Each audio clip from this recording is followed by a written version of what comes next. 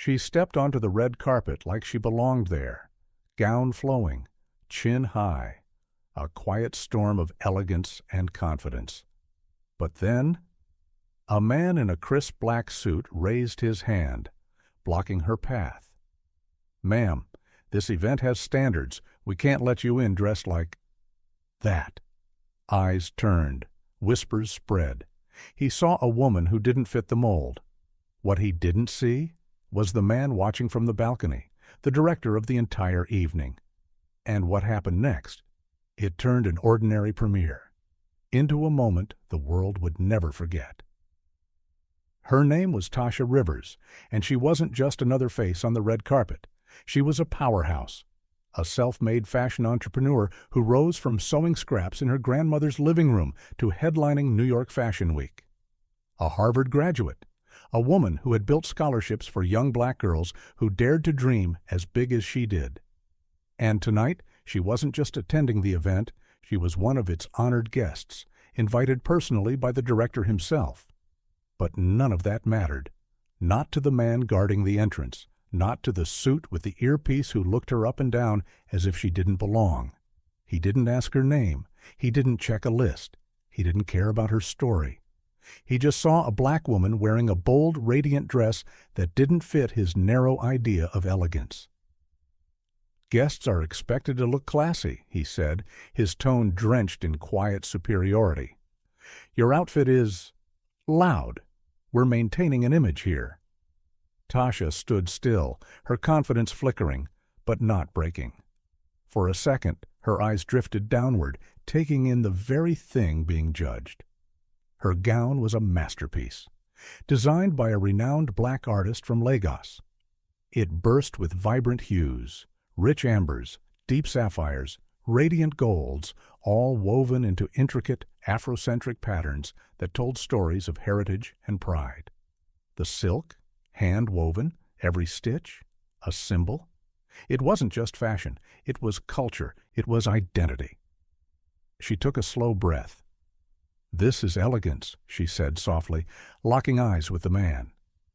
"Maybe not your version, but it's mine." Behind her, whispers started. A few heads turned, some confused, some curious, a few judgmental. But Tasha didn't move, because she had stood in front of doors like this her whole life, doors guarded not by locks, but by assumptions. What the security guard didn't know, what no one around her knew yet, was that this wasn't going to be another quiet moment of dismissal. Because someone was watching, and the next few seconds would change everything.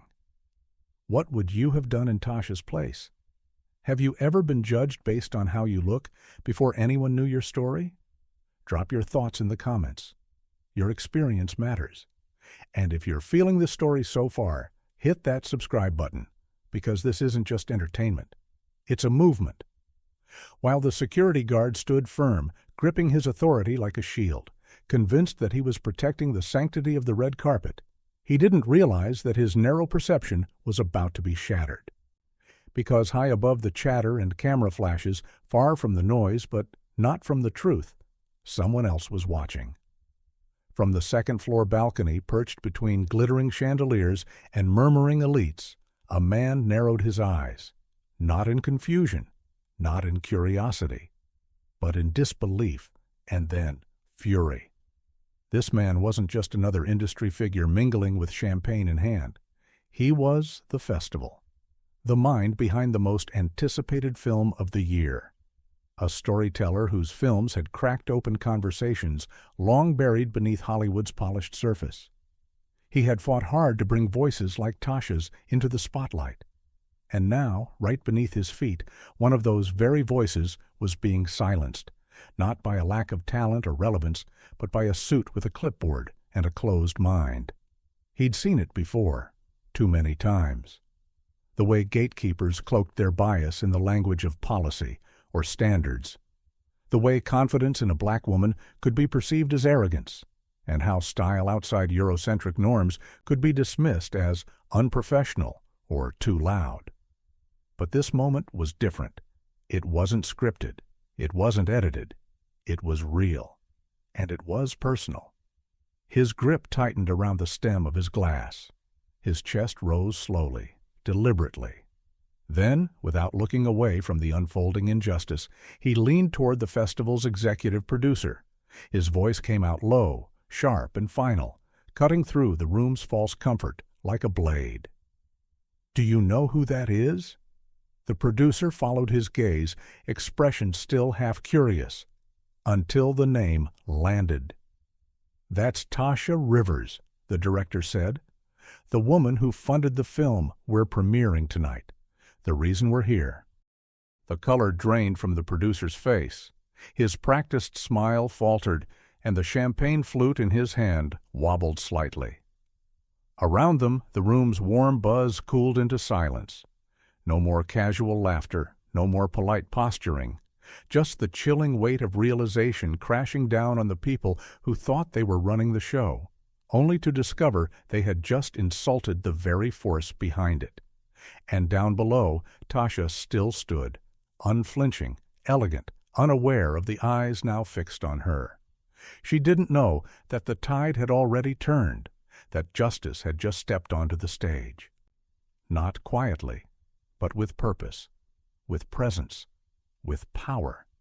And what was about to happen next would flip the night on its head. Have you ever seen someone step up and call out injustice in real time? What did that moment feel like? Tell us in the comments below. Every voice helps shift the narrative. And if you haven't already, make sure to subscribe so you don't miss the stories that challenge what's normal. The atmosphere was thick enough to cut with a knife. Every second stretched like an eternity. Tasha stood still at the entrance, unshaken, but watched by hundreds of eyes, some full of judgment, others of curiosity. But then, without warning, boom! The grand double doors at the far end of the hall burst open like thunder cracking across the sky. Conversations sliced to silence. Glasses paused mid-air. Even the background music came to an eerie halt, as if the universe itself knew something monumental was about to happen. And then, his voice, strong, commanding, echoing off the marble walls with the kind of authority that couldn't be questioned. "Tasha, I've been waiting for you!" A gasp rippled through the crowd like a shock wave. People turned, searching for the source, as if trying to confirm whether they'd really heard what they just heard. The security guard at the entrance went pale, dead silent, his face frozen in horror. In that instant, he realized what he had done. Not just a mistake, a career-ending, history-making mistake. Because this wasn't just any guest calling out. This was the man, the architect of the entire evening. The director strode forward with purpose, cutting through the crowd like a king reclaiming his throne. But he wasn't walking toward the press. He wasn't posing for cameras. He was headed straight for her. And his arms weren't just open in welcome. They were open in recognition, in reverence, in respect. He didn't lower his voice. He didn't soften the blow. He wanted the room to hear every single word. "You just denied entrance," he declared, his voice full of fire, "to the woman who made this entire night possible." He turned to the silent crowd, scanning their faces. Some dropped their gaze. Others stood frozen, realizing they had witnessed a moment that would be replayed across news feeds and screens for days, maybe years, to come. "And for what?" he continued. "Because she didn't fit your idea of elegance?" Now the silence in the room wasn't just awkward, it was suffocating. It carried guilt, discomfort, and the heavy weight of accountability. People weren't just watching anymore. They were witnessing something larger than them, something historic. Then, in one sweeping motion, the director turned to Tasha, his voice softer now, but still loud enough to shake the walls. "This woman is elegance. She's brilliance, she's vision, she's power." He paused, took one step to the side, and with the most deliberate gesture of the night, extended his hand toward the center of the room. "And tonight," he said, his voice unwavering, "tonight we celebrate her." A beat passed. Silence held its breath. And then an eruption. Applause broke out with the force of a dam snapping open. But this wasn't polite clapping. This was raw, emotional. Some people stood instantly, others wiped away tears they hadn't realized were falling. Even the most stoic among them couldn't deny the shift. The energy had changed. The room wasn't just watching a red carpet event anymore. They were part of a moment, one that transcended fashion or fame. In that moment, Tasha didn't just belong on the carpet. She owned it. Not because someone in power allowed her in, but because she walked in anyway, with grace, with pride, with a presence that forced the world to stop and catch up. By morning, the world had seen it all. The confrontation, the defiance, the unapologetic fire burning in Tasha's eyes as she stood tall against centuries of coded exclusion. It wasn't just a moment, it was a message. And someone had captured every second on video. From the trembling voice of the security guard to the director's powerful declaration and the eruption of applause, it was all there. And within hours, it was everywhere. The clips spread like wildfire. Twitter, Instagram, TikTok. Even platforms that usually stayed out of social discourse couldn't resist the gravity of what had happened. Lettering wasn't just trending, it was transcending. A hashtag, yes, but more than that, a movement. A global mirror held up to the faces of those who had stayed silent for too long. Comment sections became battlefields and classrooms. People weren't just watching, they were engaging, sharing their own stories, their own moments of being judged, dismissed, reduced to appearances. And suddenly, this wasn't just about one night. It was about every night someone like Tasha was told, subtly or loudly, that they didn't belong. News anchors scrambled to cover the story, cutting into regular programming with urgency. Talk shows replayed the video frame by frame. Celebrities reposted it with captions like, "This is what grace under pressure looks like." Activists called it a turning point. Educators brought it into classrooms. Parents shared it with their daughters. Tasha had unknowingly sparked a fire that would not be put out anytime soon. And the fallout? The security guard? Gone. Fired within 24 hours. No press conference, no farewell. Just a quiet vanishing act. The venue? Scrambling. They issued a shaky, carefully worded apology. "We are reviewing our policies to ensure inclusivity." The kind of cold corporate jargon that only made things worse. People weren't buying it. Not anymore. It was too little. Too late. Because by then, Tasha had already won. She didn't just walk into that theater. She turned it into a stage, and the world became her audience. And when the press swarmed her the next morning, cameras flashing, microphones stretching forward like hungry hands, everyone had the same question. "How did you stay so calm, so poised, so powerful?" She paused, smiled, and then, without rehearsed words or media coaching, she spoke directly to them.